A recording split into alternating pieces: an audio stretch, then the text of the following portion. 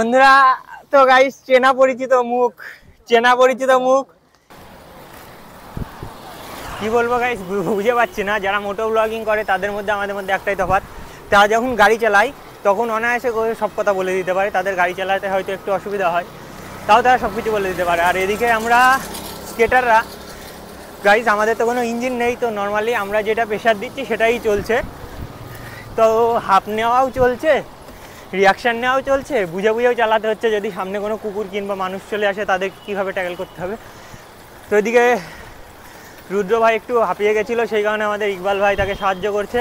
তো গাইস যেটা আমাদের গ্রুপে চালানোর একটা সবথেকে ভালো জিনিস।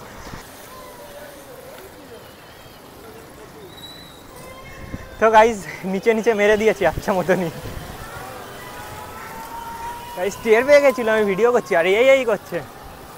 ভাই একটাই ফল্ট আছে যে হেলমেট নেই, যদি কিছু বলতে পারে ওই কারণেই বলতে পারবে।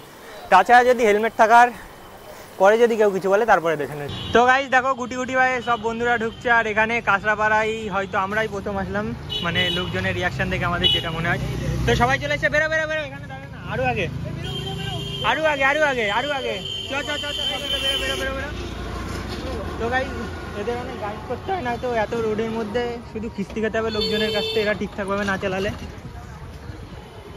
তো ঠিক আছে, এইদিকে গাইস চারিদিকে শুধু রিয়াকশান, মানে এত রিয়াকশান হলে এই পাশটায় ব্যাকে ব্যাকে। তো গাইস আমাদের ব্যাকটায় ঘুরতে হবে।